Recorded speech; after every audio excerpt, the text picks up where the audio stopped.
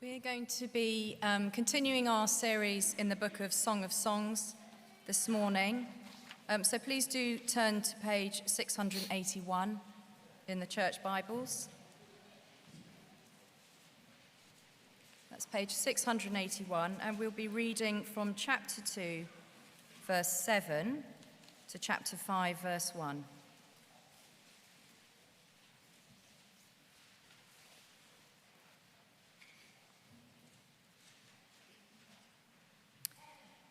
Daughters of Jerusalem, I charge you by the gazelles and by the does of the field, do not arouse or awaken love until it so desires.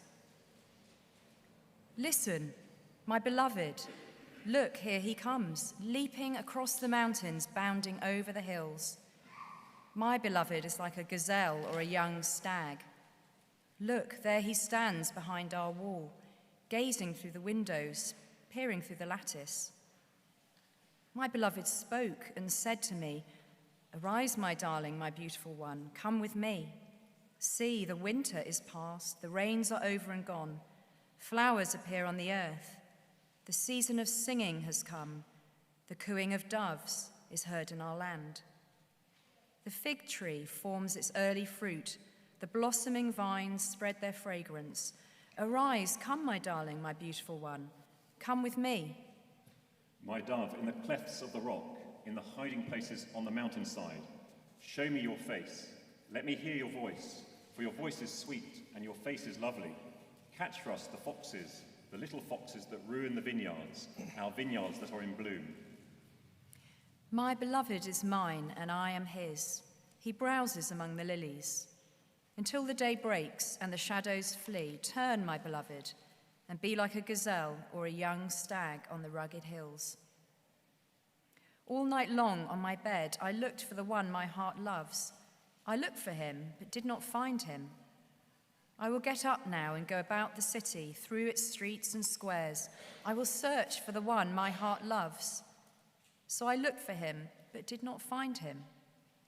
The watchmen found me as they made their rounds in the city. Have you seen the one my heart loves? Scarcely had I passed them when I found the one my heart loves. I held him and would not let him go till I had brought him to my mother's house, to the room of the one who conceived me. Daughters of Jerusalem, I charge you by the gazelles and by the does of the field, do not arouse or awaken love until it so desires. Who is this coming up from the wilderness like a column of smoke, perfumed with myrrh and incense, made from all the spices of the merchant? Look, it is Solomon's carriage, escorted by 60 warriors, the noblest of Israel, all of them wearing the sword, all experienced in battle, each with his sword at his side, prepared for the terrors of the night. King Solomon made for himself the carriage. He made it of wood from Lebanon. Its posts he made of silver, its base of gold. Its seat was upholstered with purple, its interior inlaid with love. Daughters of Jerusalem, come out and look, you daughters of Zion. Look on King Solomon wearing a crown, the crown with which his mother crowned him on the day of his wedding, the day his heart rejoiced. How beautiful you are, my darling. Oh, how beautiful. Your eyes behind your veil are doves. Your hair is like a flock of goats descending from the hills of Gilead. Your teeth are like a flock of sheep just shorn, coming up from the washing. Each has its twin, not one of them is alone. Your lips are like a scarlet ribbon, your mouth is lovely. Your temples behind your veil are like the halves of a pomegranate. Your neck is like the Tower of David, built with courses of stone. On it hang 1,000 shields, all of them shields of warriors. Your breasts are like two fawns, like twin fawns of a gazelle that browse among the lilies. Until the day breaks and the shadows flee, I will go to the mountain of myrrh and to the hill of incense. You are altogether beautiful, my darling. There is no flaw in you. Come with me from Lebanon, my bride. Come with me from Lebanon. Descend from the crest of Amana, from the top of Senir, the summit of Hermon, from the lions' dens and the mountain haunts of leopards. You have stolen my heart, my sister, my bride. You have stolen my heart. With one glance of your eyes, with one jewel of your necklace. How delightful is your love, my sister, my bride.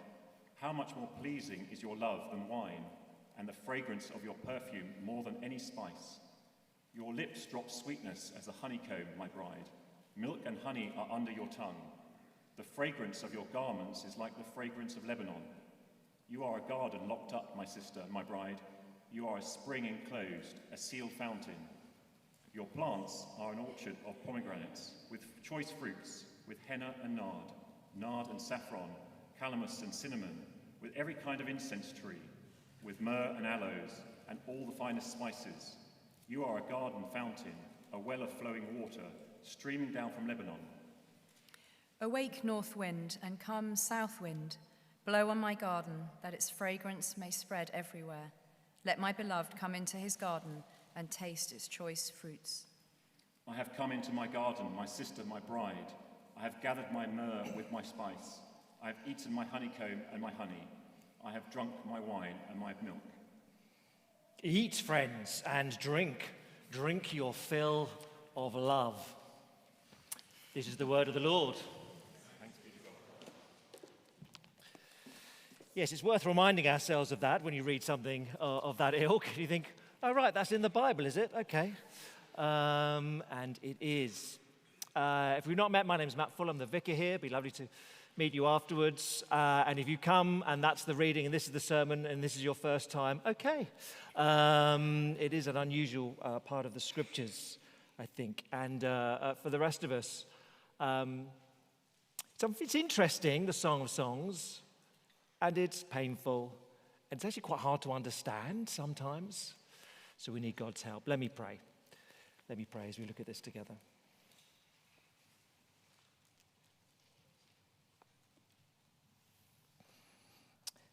Our great God and Father, thank you that in your tender kindness you give us all that we need. You deliver to us, you speak to us the words that we need, and we need these words. We do pray you'd give us understanding, help us understand them rightly. We find it hard at points getting our heads around poetry. But Father, help us to comprehend what you're saying at every level. And Father, help us respond rightly, to trust you, to love you. There are painful things here, awkward things here, but you are a very tender God who delights and indeed sings for joy over his people.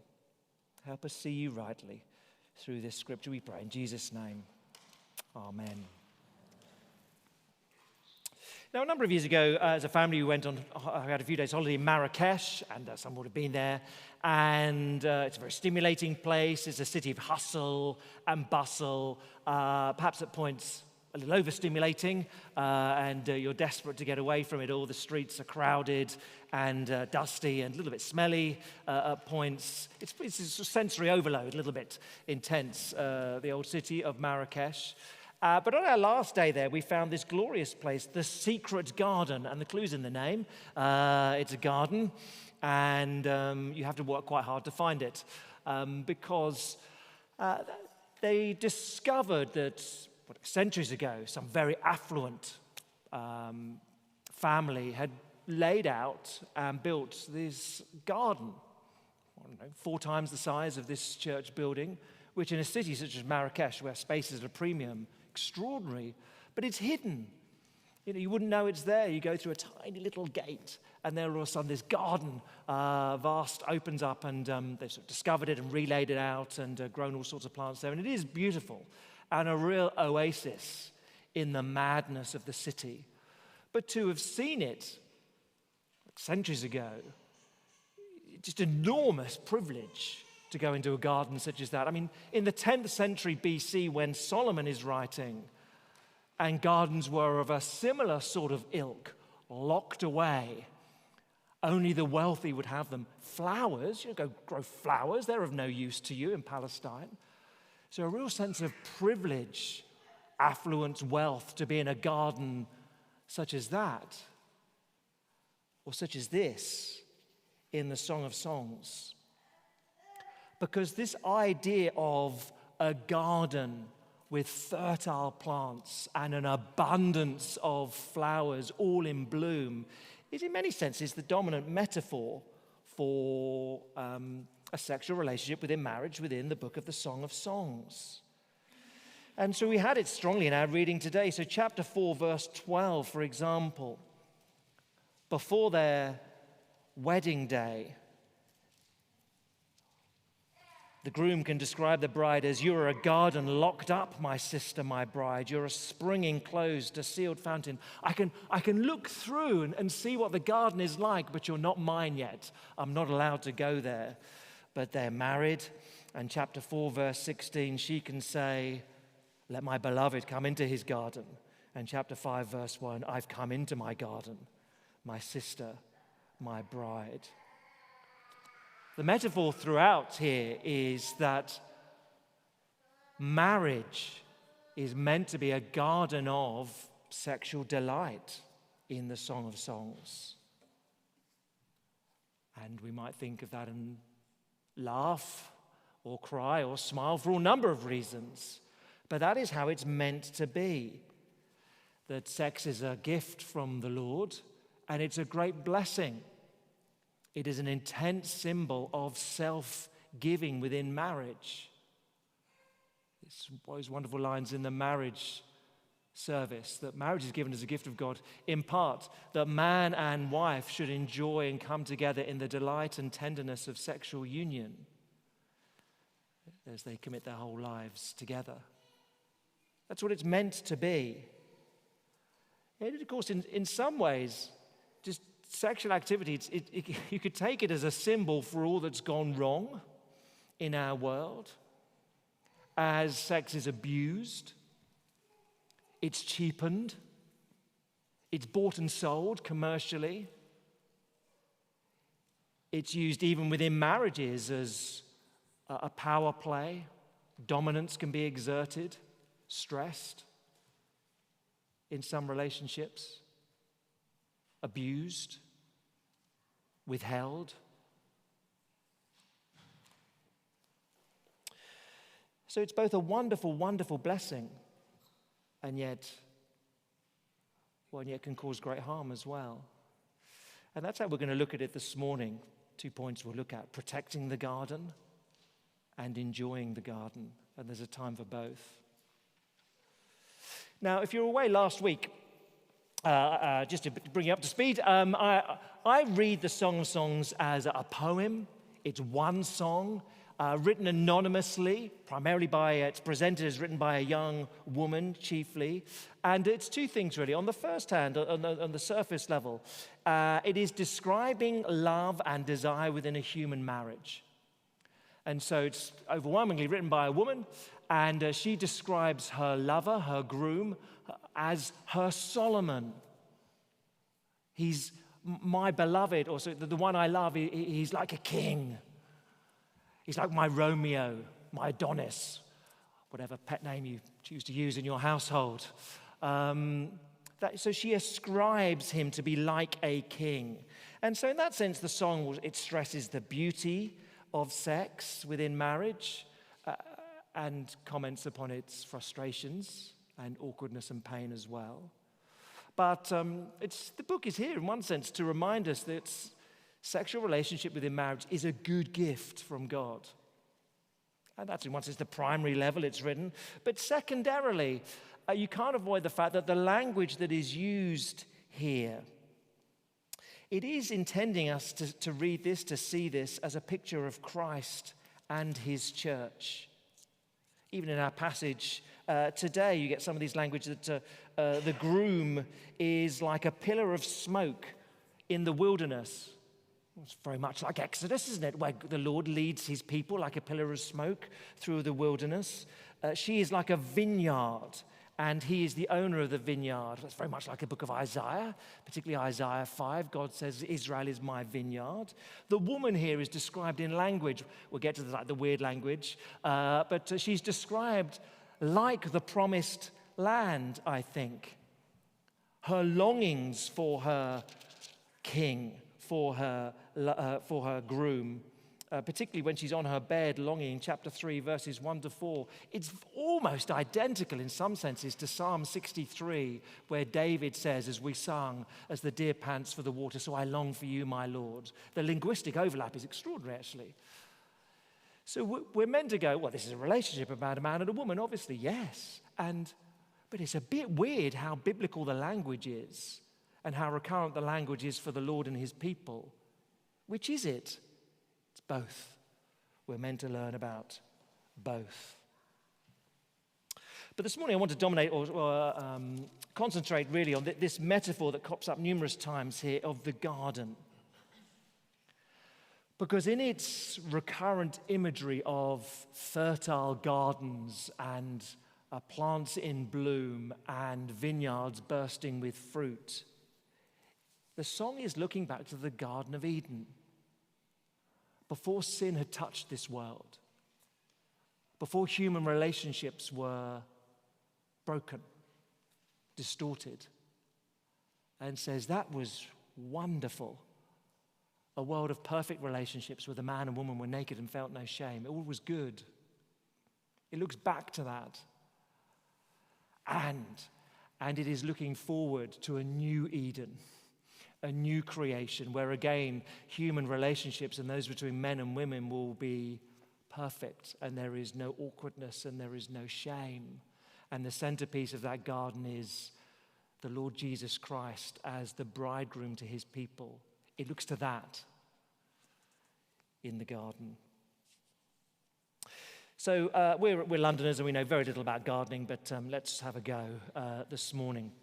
Two things then we look at. Protecting the garden while waiting, that's chapter 2, verse 7 to chapter 3, verse 5. And then secondly, enjoying the garden when married, 3:6 to chapter 5, verse 1. Protecting the garden and then enjoying the garden.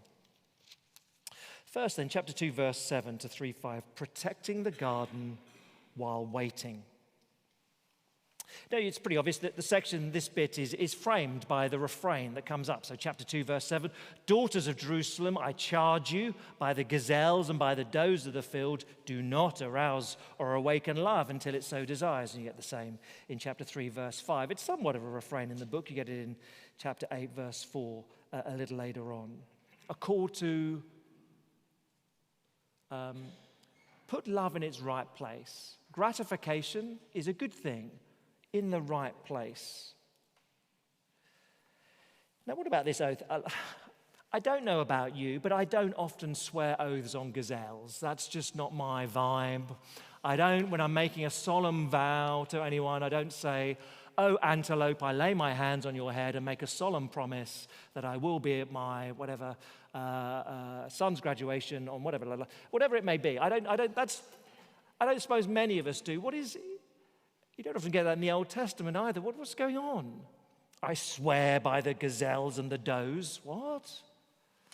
I think, I wouldn't have a fight with anyone about it, but I think what's going on here is she's saying, don't be driven by instincts like the animals are. Don't say, I'm just a mammal with crucially instincts to mate. You're not a beast of the field. You're a human, you're a man, you're a woman, you're made in God's image.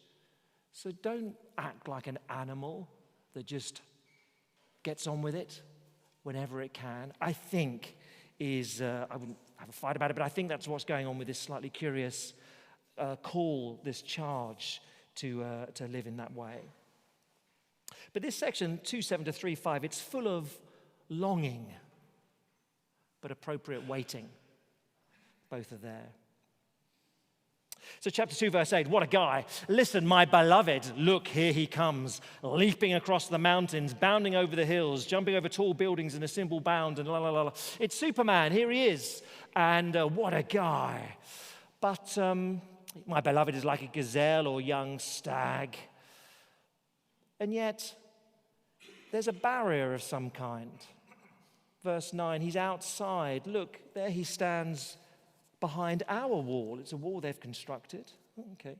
Gazing through the windows, peering through the lattice. And so he woos her, apparently, through the windows. I mean, she's so impressed with what he said that she seems to have memorized it and written it down. So verse 10, my beloved spoke and said to me, arise, my darling, my beautiful one, come with me. The winter is past, the rains are over and gone, flowers appear on the earth. The season of singing has come, the cooing of doves is heard in our land. Much like April outside, winter is gone, thank goodness.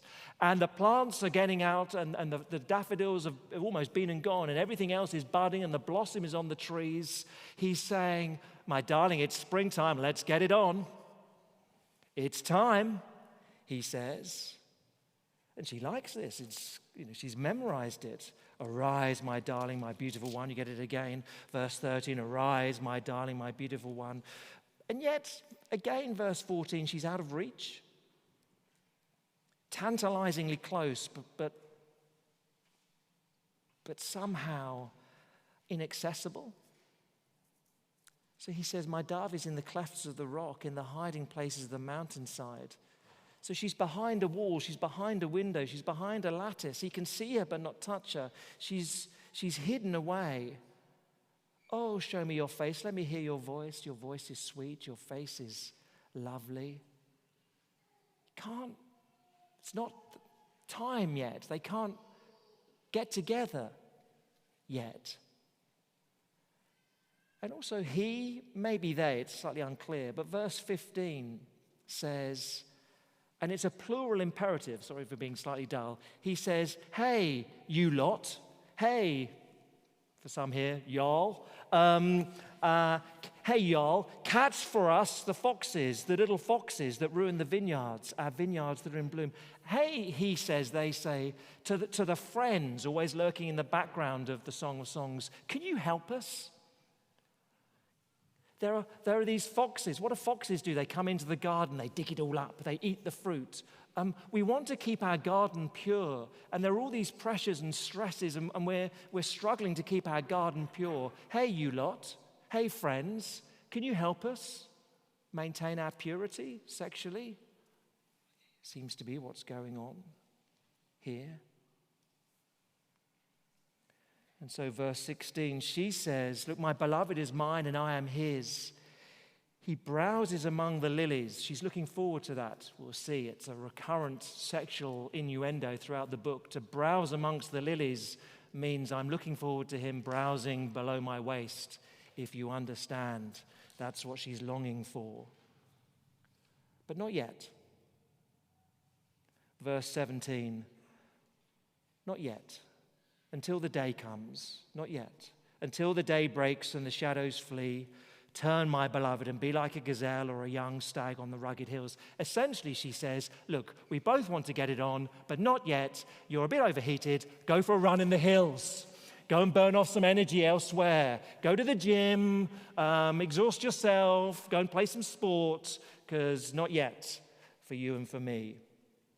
It is not yet time to awaken further our desires, she says. But it's not easy, I think is the point of chapter 3, verses 1 to 4. She doesn't find this easy because she loves him. And so here's a period of their courtship. Are they engaged in modern terms? I don't know. But there's frustration here and longing. So 4 times here you get, the one my heart loves, or my soul, would be a more consistent translation. So chapter 3, verse 1, all night long on my bed I looked for the one my heart loves, my soul loves. I looked for him, I didn't find him. I'll go into the city, I'll search for the one my heart loves. Remember, it's poetry. This is not a narrative. This is not like reading, the book of 1 Kings, and then the king got up and he wandered into the city. It's not that, it's a poem. This is how I feel, she says. We're almost there, but we're not quite there, and I want to be with you, but I shouldn't do in that sort of sense. And I'm emotionally, hormonally, I'm just like we want one another, don't we? But not yet. So I go into the city, and the watchman found me. What? As they made their rounds around the city, have you seen the one my heart loves, my soul loves? Well, as soon as I passed them, I found the one my soul loves. I wouldn't let him go. Till I brought him to my mother's house, because that's what everyone wants to do when they're in love with someone. Let's go to mum's house. I think I want us to have a sexual union, but appropriately, publicly acknowledged. Let's just not have an illicit tumble in the woods. Let's do it appropriately. It's publicly acknowledged, so we can go to mum's house and have sex there when we're married. It's no problem. And we're back to the refrain in chapter 3, verse 5. Longing, desiring. Protect the garden while you're waiting, she says to us. Now, very briefly on this then, practically, what does that mean? Two little groups, I suppose. Single and dating, that's some. Just hear the wisdom of the song here. It is really hard to set proper boundaries on sexual intimacy when you are really involved emotionally with someone. It's just really hard. That's what they're saying. It is normal to find it difficult to wait to have sex with someone you love. That is not strange. You're not the only people to ever experience that. So don't be daft. That's why she calls them, look, I urge you, in the language here, I charge you. You've got to be deliberate here. Don't be like an animal. But you have to think about it. Every so often, you'll get a couple here, young couple, they're dating, and coming, oh, we're going off on holiday. Oh, really? Yeah, going off on holiday, just the two of us to Italy for a week. Oh, lovely. And where are you staying? Oh, in a hotel. How many rooms? Just the one. Okay. Yeah, don't worry, we'll behave ourselves. Will you? You're going to Italy on holiday? It's out all day and wine and good food, and you're going back to one room and you're going to behave yourselves? Oh, yeah. Well, you should call it off then. Because in that scenario, if you don't go beyond your boundaries, you clearly don't like one another. Now, I'm being mischievous and naughty, of course, but I say to people, I wouldn't behave myself in that scenario 30 years ago. Really? Guys, come on. Don't be naive. There's a naivety to that. Look, these desires are powerful. God has made them so. So don't be daft. There are no rules given in the Song of Songs, but don't be daft. Ask others sometimes, can you help us? Catch the little foxes for us, with us? Keep us accountable. Single and dating. Single, not dating. Perhaps a larger group. Some obvious things here. Look, tending your sexual garden is not just refraining from intercourse. It's protecting your heart. It's protecting your mind from the habitual lusts, from the fantasies. Obviously, I was thinking about this, but just on Wednesday, same day, two articles, different papers. The first was Lena Dunham. I'd never heard of Lena Dunham. I'm a big ignorant of such things. Anyway, famous for writing and starring in the TV series Girls. Girls was apparently massive. I've never seen it. It ran for 6 seasons, made a wild splash. And she's released her autobiography, and this was just an interview with her, and it was just miserably sad. Because she's in her teens, into her 20s. She was honest about the desperate sense of approval she had, longing for approval, for affection. And so she slept with a vast array of wildly inappropriate men who degraded her sense of worth even further. And it's just really miserable. And that's not out there. Over the years, a small number I've chatted to here, but I take it if they talk to me as representative of a much larger group, a small number of young women who have reached the point of just saying, yeah, I've made a mess. So desperate for approval. I've sent out all these naked selfies. Why did I do it? And yeah, I gave up myself to silly men because I just wanted to be loved. I wanted their approval. But of course, I see it now. What a stupid place to look. The second article, very, very different. This one was just daft. So this made the news a bit because it was so silly. The Labour MP, Samantha Niblett, do you see this one? on Wednesday. A Labour MP wants to take adult toys into Parliament for a summer of sex. And you just think, I don't know if many commented, brilliant. That's where we're at with our politicians. Some pretty big issues in the world, I reckon. And the UK needs some serious politics. And, what about the economy? And what about all sorts of issues? And, yeah, stuff that. Let's just bring sex toys into Parliament, she says. And why would you give that as a public statement and interview? What planet are you on? But then I read the article. She said, the first time I clapped my eyes on pornography, I was 10 years old. I sometimes wonder, having seen it so young, whether pornography has shaped the person that I am today. And you read that and you think, yes, sadly, that's probably true. If you think your job as a politician is to encourage others to bring sex toys into Parliament, rather than concentrate on the matters of hand, I think, yeah, you've been distorted by unreality, sadly.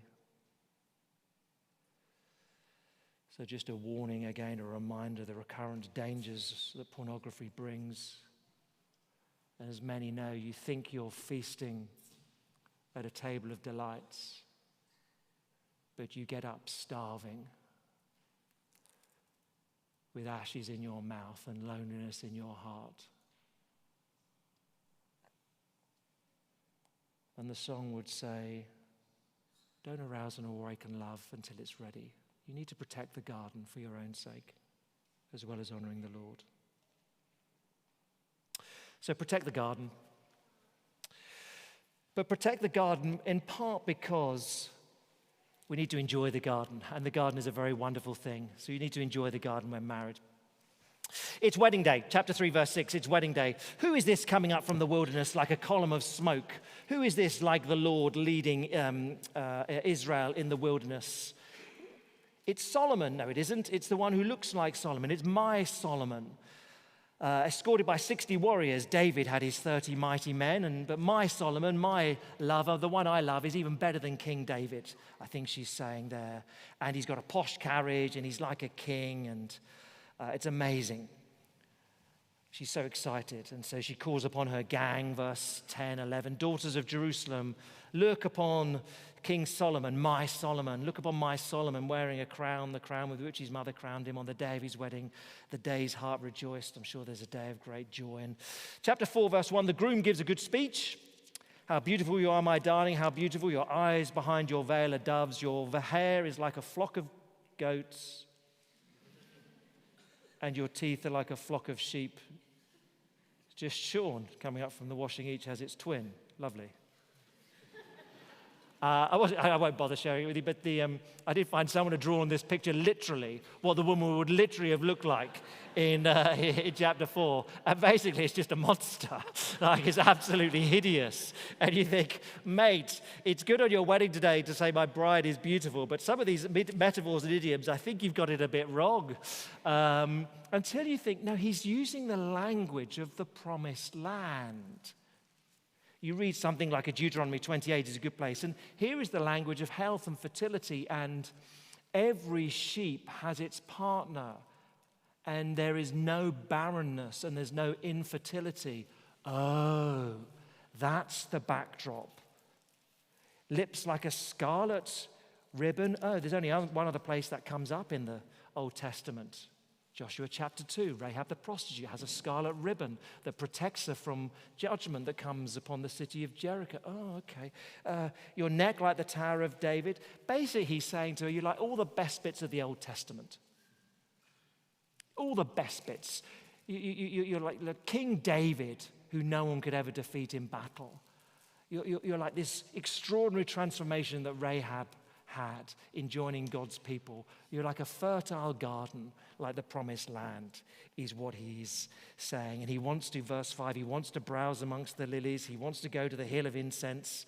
And what is obvious now is that they're married, because the language comes up of bride. Chapter 4, verse 8 to chapter 5, verse 1, the only point in the song where bride, she is a bride.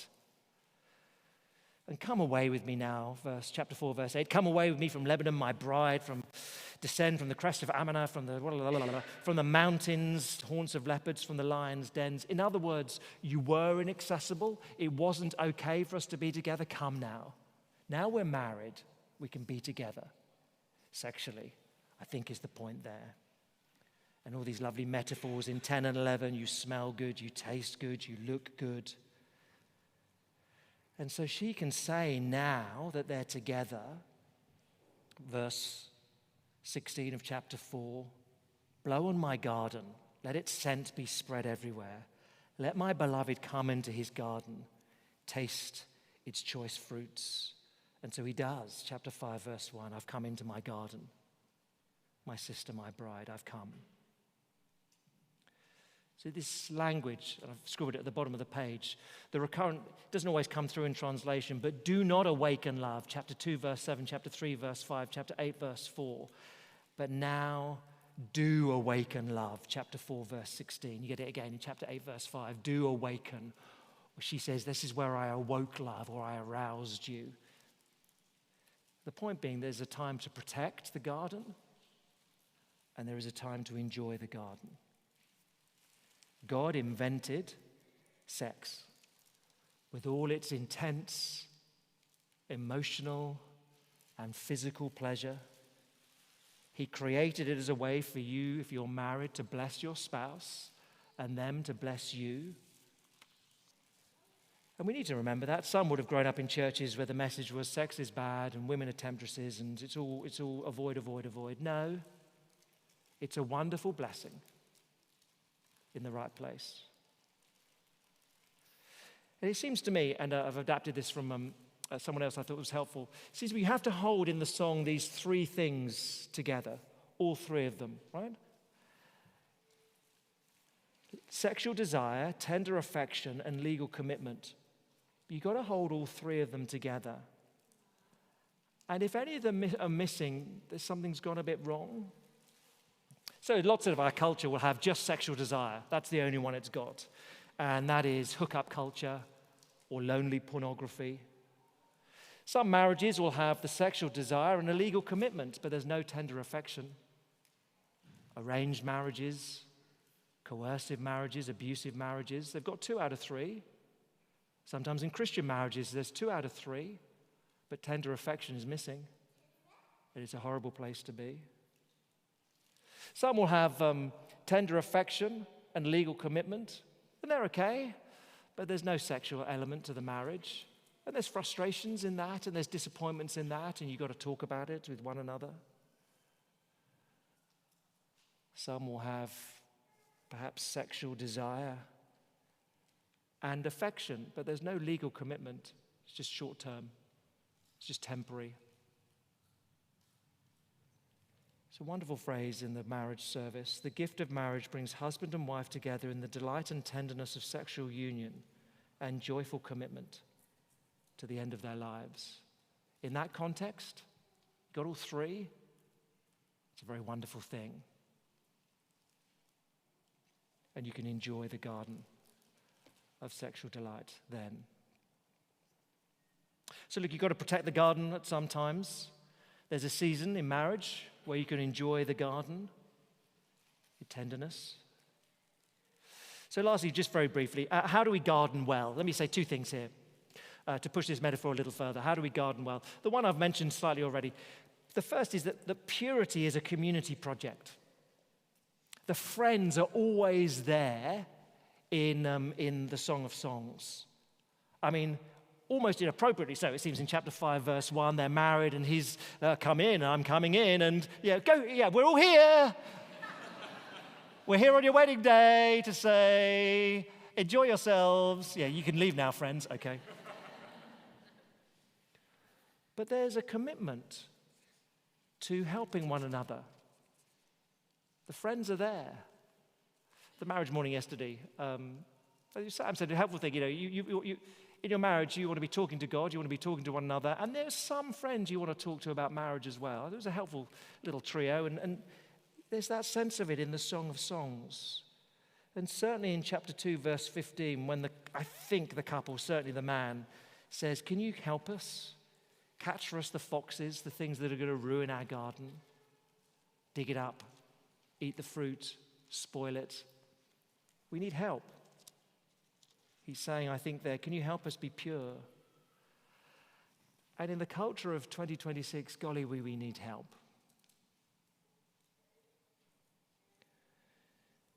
So this is not just a book really for men and women and marrieds and singles to think, how do we doing? But it's a book for a church to ask, what is the culture we're setting? What are the norms that we expect in our church about sexual behavior? How do we help one another follow the path of obeying the Lord rather than just following our own desires, instincts, like animals at points? What helps?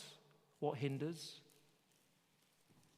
The church has to be a place where there are friendships, where there are friends like these friends in the book who love us, who comfort us. It has to be a place where we have friends who know us deeply, a place where we're deeply known and we know them. It has to be a place where those who struggle with loneliness, living lives of same-sex attraction, or living lives where they've been single for much longer than they would have chosen, they're known, they're loved, they're helped. Others are helping catch foxes for them. I think the point here is that you can't manage the garden alone, or even sometimes just as a couple. Purity is a community project. And last thing to say, there is a better garden. There's a better garden to come. This wedding, when it finally comes, when Solomon, her Romeo, her Adonis, when he arrives, it's a lovely picture.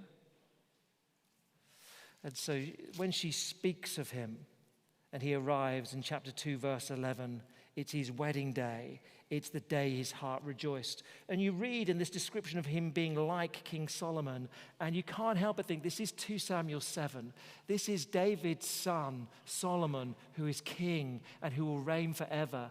And it's hard to read this without jumping ahead to, I think, Revelation chapter 19, verse 7, where we look forward to the new creation, the new Eden. And we're told, let us rejoice and be glad and give him glory, for the wedding of the Lamb has come. And his bride has made herself ready. Fine linen, bright and clean was given her to wear. We're looking forward to that day. Our shame is covered, our mistakes forgiven, our mistakes paid for. We need to recognize again that the desires we have in this life, they come from the same well, from the same root within us that God has hardwired to desire him, to long for him, to find our fullness in him. And the intensity of our desires now is but a shadow of our longing to be with him. We can know him now in part, but to be with him. We need to know that. We need to know that Jesus lived on this earth perfectly, the only person who ever has, without being married, without enjoying the delight and tenderness of sexual union. Did he miss out? You can't say Jesus missed out in that sense. He lived perfectly. But he was the one who was looking for a different bride.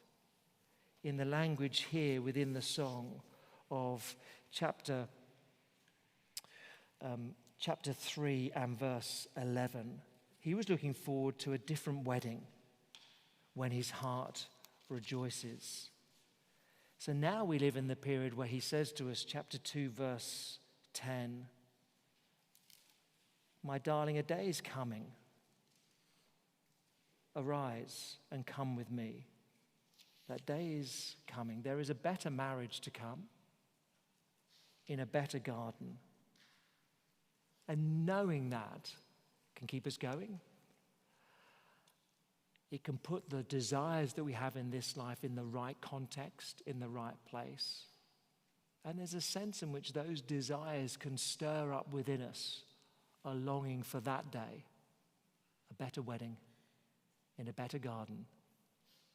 Because even the best in this life has its pain and its frustrations and its hurts. But it's pointing to then. Let me lead us in prayer.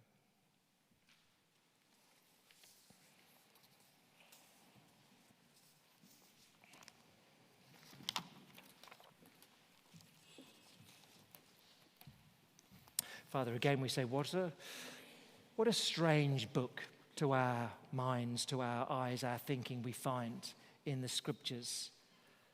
Such a vivid and descriptive book with beautiful language expressing desires and longing and appreciation and delight. And Father, the best of human relationships, the best of marriages knows that in part, for seasons, but never lasting in this world. Would our longings point us to the next? And in doing so, help us to both protect and enjoy the garden as best we're able here and now. We ask it in Jesus' name. Amen.